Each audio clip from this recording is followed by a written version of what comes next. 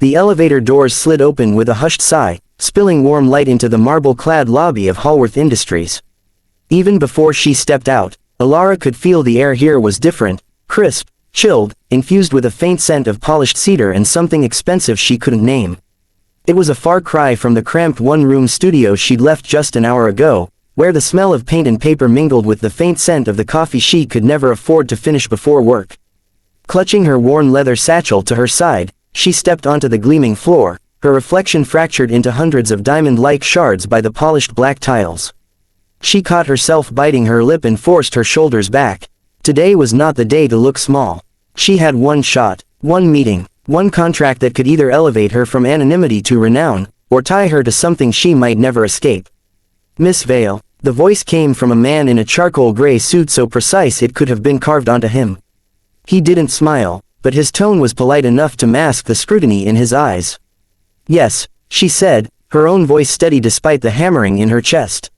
This way. He turned on his heel and she followed, each footstep swallowed by the soundproofed carpet of the corridor.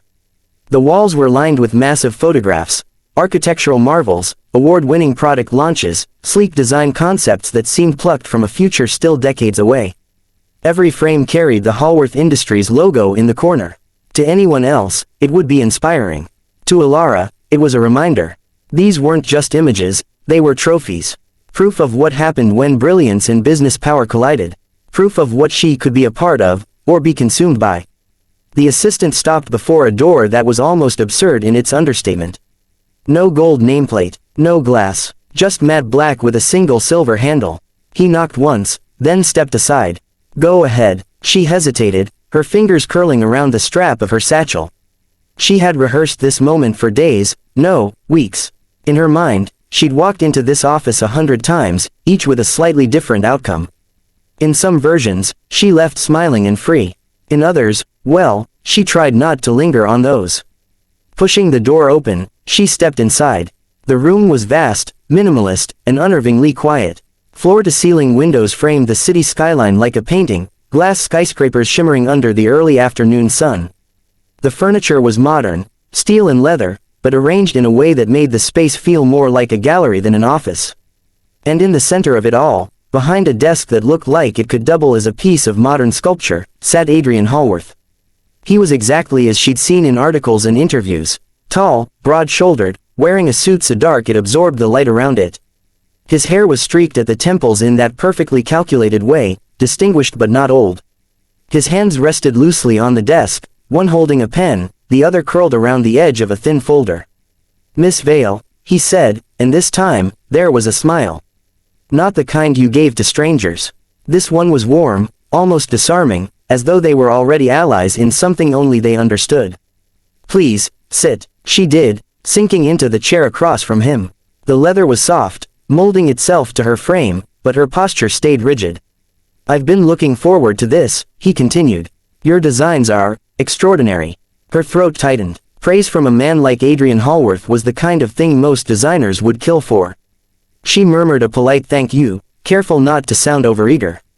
I think we can make something remarkable together, he said, sliding the folder toward her. This, he tapped the cover lightly, is the contract that will make sure you have everything you need to create without limits. The folder lay between them, silent, unassuming. She stared at it for a moment, her reflection faintly visible on its smooth black surface. She thought of her mother's hands, calloused from sewing until midnight. She thought of the landlord's voice reminding her the rent was late again. She thought of all the ideas she had sketched in the quiet hours that might never see daylight without funding, materials, and connections like his. Her fingers brushed the edge of the folder. Of course, Hallworth continued, leaning back with casual elegance, this is just standard legal protection for both of us. Nothing unusual. Something about the way he said it made her pause. He gestured toward the windows, as though inviting her to admire the view. When I was your age, I would have given anything to have someone believe in my work like this. The charm was calculated, but effective. He radiated the confidence of someone who had never heard the word no, without turning it into a yes, a moment later. She flipped the folder open. Inside, the contract was printed on thick, ivory paper. The kind that felt expensive under your fingertips. The first page was flattering, outlining her talent, the opportunity, the generous compensation. It read more like an award speech than a legal document. But as her eyes skimmed downward, the language shifted. Clauses nested within clauses, lines of dense legal terminology that seemed designed to blur together. She had read enough about contracts to know that the devil rarely appeared in the first paragraph. Hallworth spoke as she read, his voice smooth and practiced. This partnership is about freedom, Miss Vale. Creative freedom, financial freedom. I want you to know that once you sign, you won't have to worry about resources, deadlines, or marketing.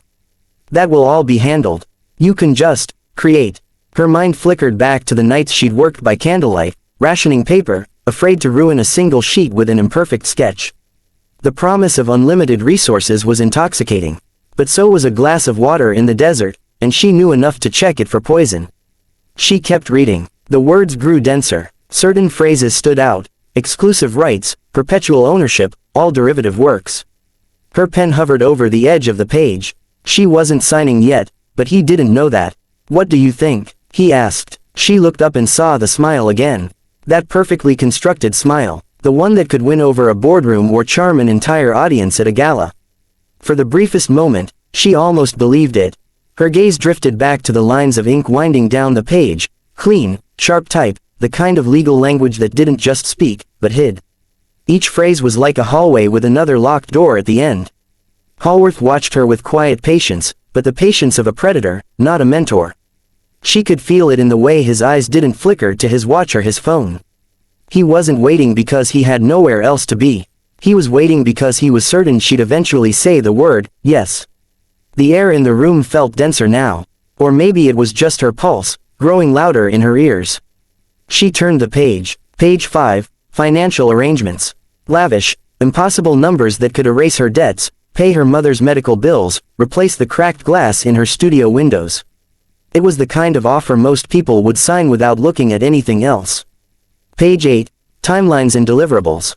Generous to a fault. No one in her field got that kind of breathing room. Then, page 13. It didn't look different from the others. Same clean formatting, same soft ivory paper. But the moment her eyes scanned the opening sentence, her stomach tightened. By accepting the initial signing compensation outlined in Section 5, the contracted party grants Hallworth Industries exclusive and perpetual ownership over all past, present, and future intellectual property, designs, sketches, prototypes, and derivative works, regardless of form, medium, or intended use, whether commercial or personal. Her hand froze halfway through turning the page. She read it again, and then again. No matter how many times her eyes tracked the words, the meaning didn't change. It wasn't just her future work they were claiming. It was everything she had ever drawn, even the little sketch in her notebook from when she was 12, the one inspired by the garden behind her grandmother's house. Her chest tightened, a cold ache replacing the earlier flutter of excitement. Hallworth's voice broke the silence. Something wrong. She looked up, meeting his eyes. Section 4. On page 13. She tapped the clause with her fingertip. It says that if I take the signing bonus, you own everything I've ever created. Even things unrelated to this contract. Even ideas I haven't shared with anyone. He smiled, the kind of smile people use when they think they've been caught but are confident they can explain it away. That's just standard protection. It prevents complications down the road. We invest in you. We get to make sure all your creative output supports the brand. That's not protection, she said, her voice quieter now, but sharper. That's a trap. The smile faltered. Just a fraction, a hairline crack in the glass.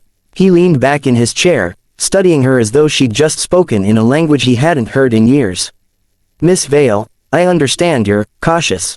But this is the industry. Every major designer works under terms like this. No, she said, her voice gaining steadiness, every major designer who signs this loses the right to call their work their own. Something flickered in his expression, irritation, maybe, or the faintest trace of respect. She couldn't tell. I'm offering you the resources to turn your concepts into realities, he said evenly. Do you think that comes without strings?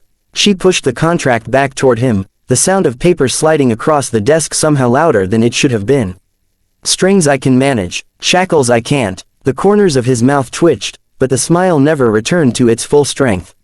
You read too much into it, he said. I read exactly what you wrote. The words landed between them like the first raindrops before a storm. For the first time, his gaze broke away from hers. He set the pen down on the desk, not carelessly, but with a deliberate precision, as if controlling even the smallest gesture. "Miss Vale," he said slowly, "you are talented. Brilliant, even, but brilliance without a stage is wasted. I'm offering you that stage, and asking me to sign away my voice to stand on it." The silence that followed felt endless. Somewhere below, in the streets far beneath the glass walls, a car horn blared and faded. She could almost see the calculations happening behind his eyes, the quick mental pivot of a man used to turning resistance into cooperation. He was likely thinking of sweeter offers, softened language, the illusion of compromise. But there was something else there too. A faint shadow, the knowledge that she wasn't supposed to have found it. "Miss Vale," he clasped his hands on the desk. "Do you know how many people would kill for this chance?"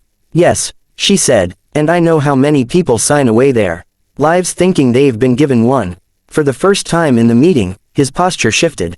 Not in the casual way he'd leaned earlier, but in a small, taut movement that suggested the first hint of frustration.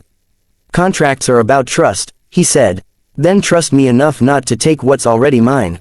The last of the smile drained away. His face was still calm, still collected, but the charm had evaporated, leaving something harder beneath. It was strange, she thought she'd feel fear at that moment. Instead, she felt something almost like relief. She'd seen what lay behind the polished exterior. She wasn't negotiating with a benevolent patron. She was bargaining with a machine, and the machine didn't like being told no. Somewhere deep in the building, she heard the faint hum of the air system kick in. The sound filled the room for a beat, the only noise between them. He reached for the contract, closing the folder with a measured grace that didn't quite hide the tightening of his jaw. "Perhaps," he said slowly, "you're not ready for this opportunity." "Perhaps," she replied, "you're not ready for someone who reads the fine print." The folder sat on his desk, unopened now, the deal hanging in the air like smoke. And though his expression returned to neutrality, the absence of the smile told her everything she needed to know.